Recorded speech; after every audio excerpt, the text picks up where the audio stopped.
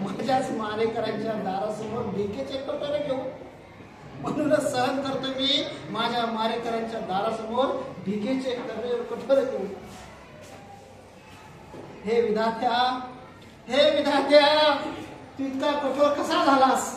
हे विधात्या, तू इतका कठोर कसा झालास की ज्यांनी आम्ही ज्यांना जन्म दिला ते आम्हाला विसरले, आम्ही ज्यांना जन्म दिला ते आम्हाला विसरले, आणि तूही आम्हाला विसरलास. सांग सांग, या दोन खेरड्याने जायचं तरी कुठं आणि कोणाकडे पाहायचं?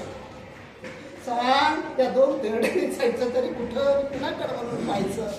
कसा निष्ठुर झालास रे तू परमेश्वरा, कसा निष्ठुर झालास. म्हणून सहन करतोय माझ्या मारेकरांच्या दारासमोर भिकेचे कटोरे. म्हणून सहन करतोय माझ्या मारेकरांच्या दारासमोर भिकेचे कटोरे घेऊन यास. सरकार, सरकार तू जागा नाही आपली. अहो पण मी म्हणते तरी काय, ते आपलं पाखरं आहे, चिमण्या चुकले असतील.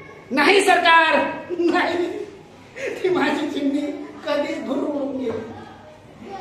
या नटसम्राट अप्पासाहेब बेलवलकर आज चोरीचा आरोप, या नटसम्राट अप्पासाहेब चोरीचा आरोप.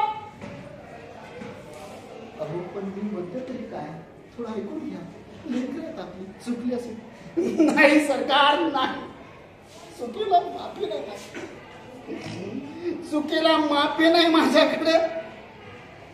ज्या दिवशी मी चोर ठरलो त्या दिवशीच राहिलो नाही. म्हणूनच सहन करतो माझ्या मारेकरांसमोर भिकेचे कटोरे घेऊन. बाळू उठतो.